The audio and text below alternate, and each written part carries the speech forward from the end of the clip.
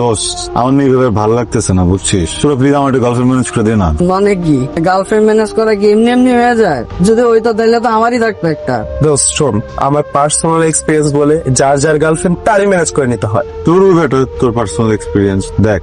আমার না একটা মেয়ের কাছে এত কিছু চা পাওয়ার নাই, এভাবে আমার হাত ধরেও দাঁড়ায় থাকতে হবে না। শুধু আমি ওকে একটা মিস কল দিব, আমাকে একটা কল ব্যাক করবে, তারপর আমি ওকে জিজ্ঞেস করবো বাবু তুমি খাইছো?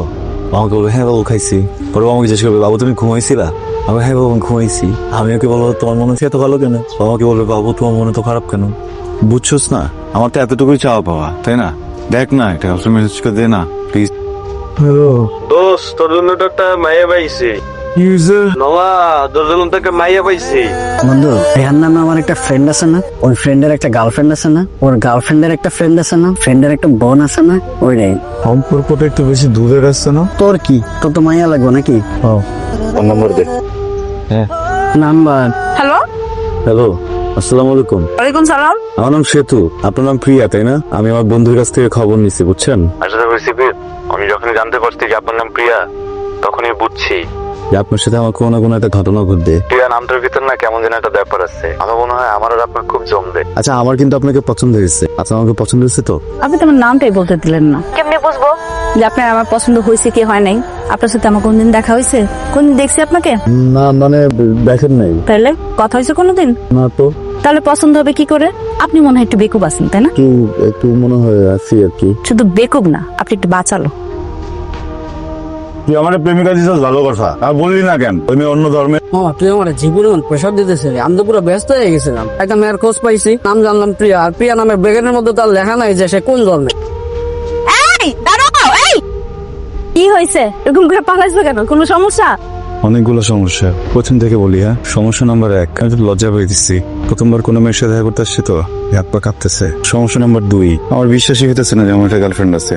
হাঁটায় কান্না আসতেছে, খুব আবেগ কাজ করতেছে, এটা কেমন যেন অস্থির অস্থির লাগতেছে। আমি এখানে কান্না উচিত কিনা এটাও বুঝতেছি না, কনফিউশনে পড়ে গেছি। তুমি যে বদমেজাজি আর বাচাল এটা এতদিন জানতাম, কিন্তু তুমি তো আসলে একটা সিনেমা। রিয়া, হুম? এর কথা বলবো? অনুমতি লাগবে না, এমনি বলো। কাছে এসে বলি? বলো। কি করতেছো? Sorry sorry sorry. সিনেমার ভিতর দেখছি নায়ক নায়কের পা ধরে এরকম টান দেয়, কি সুন্দর পাটা উঠে আসে। তোমার বড় টান দিচ্ছি, তুমি তো পড়ে গেলা। পা ধরে টান করতেছিল কেন? আমার তো ছোটবেলাতে হুন্ডা অনেক পছন্দ, তো আমি ফিল্মের টাকা জমাইতেছিলাম, একটা হুন্ডা কিনবো। কয়েকদিন আগে থেকে জমাইতেছি, তো খুব বেশি টাকা এখনো জমে নাই। হঠাৎ করে যে তোমার সাথে দেখা হবে, প্রথমবার দেখা, পরে মনে হলো যে হুন্ডা তো কেনাই যাবে, সমস্যা নেই। প্রথম দেখা তো আর বারবার হবে না। আমি ওই টাকাটা দিয়া পরে যে একটা রূপার পায়েল বানিয়ে নিয়ে আসছি। এটা একটা নতুন ধরনের রূপা, এটা চকচক করে না। চকচক করলে তো সোনা হয় না, চকচক করলে তো রূপা হয় না, তাই না? আসলে একটা সিনেমা বলছিলাম। পরে দেই। ঠিক আছে, নায়িকা তো দাঁড়ায় পরে, আমি দাঁড়িয়ে দেবো। সমস্যা নেই, তুমি পায়ের উপর পা রাখো। পাটা একটু নেই চলো। জানা।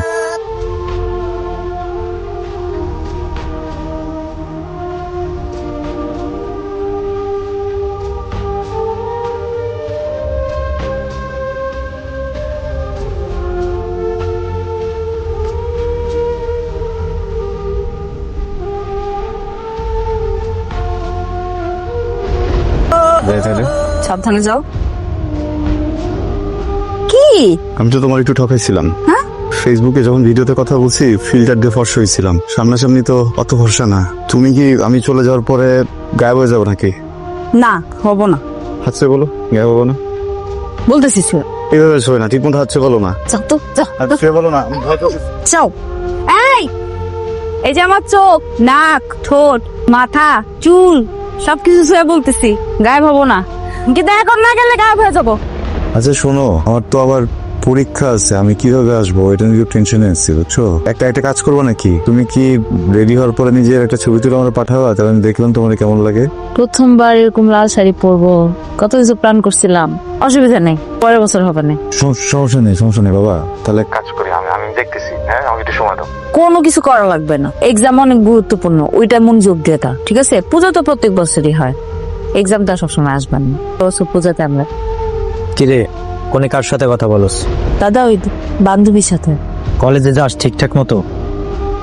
লেখাপড়া করস? করি দাদা। কিন্তু আমি তো শুনি উল্টাপাল্টা কথা, কার সাথে নাকি ঘুরে বেড়াস। কলেজে তোর ফ্রেন্ডস থাকতেই পারে, সেইটা যেন বান্ধবী পর্যন্তই থাকে, বন্ধু যেন না হয়। দেখি মোবাইলটাতে। রিয়া একটু এদিকে আয় তো মা। জি বাবা। বস। শোন রে মা, তুই তো এখন বড় হইছস, ভালো মন্দ বুঝতে শিখছস, বিদ্যান হইছস। জীবনে এমন কোনো কাম করিস না যেন তোর বাবা আর উঁচু মাথা দা নিচু হয়ে যায়। জীবনে এমন কোনো কাম করিস না রে মা যেন আমি সমাজে মুখ দেখাইতে না পারি। বান্ধবী এই হেল্পটা করতে হবে বান্ধবী। আমি কিন্তু বাসায় বলছি যে আমি পিকনিকে যেতেছি, তুই আসিস সাথে। আমার ওর সাথে দেখা করাটা খুবই জরুরি, যাইতেই হবে, কিছু করার নাই। শোন, বাসা থেকে যদি তোর ফোন দেয় মা, তুই বলবি যে আমি ওয়াশরুমে গেছি বা বাইরে আছি, একটু দূরে আছি।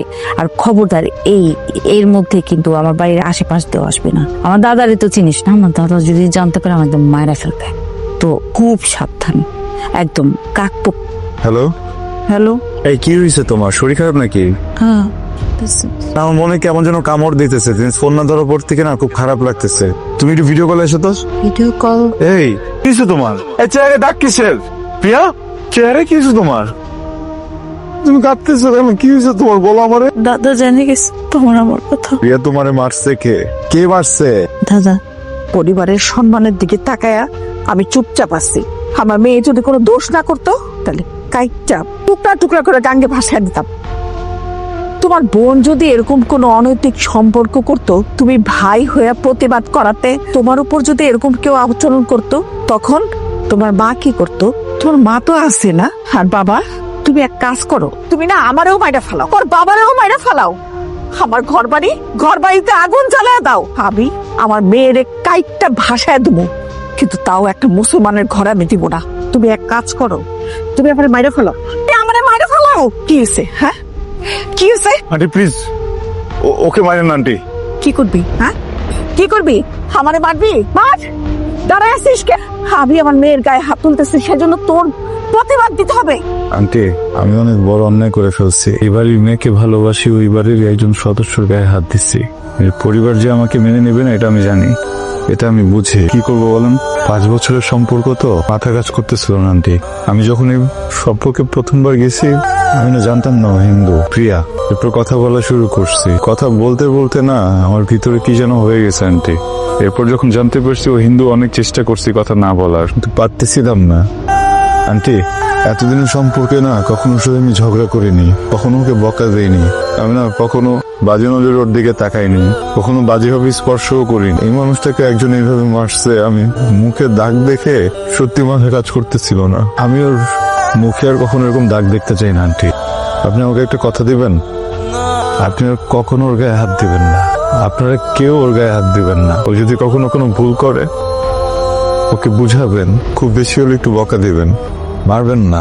আর ওকে যখন বিয়ে দিবেন, এমন একটা পরিবার দেখে বিয়ে দিবেন যে পরিবারে কেউ ওর উপর অত্যাচার না করে, ওকে না মারে, ওকে কষ্ট না দেয়। তাহলে আমিও কথা দিব, আমি ওর লাইফ থেকে একেবারে সরে যাব, আর কোনোদিন ওর সাথে যোগাযোগ করব না।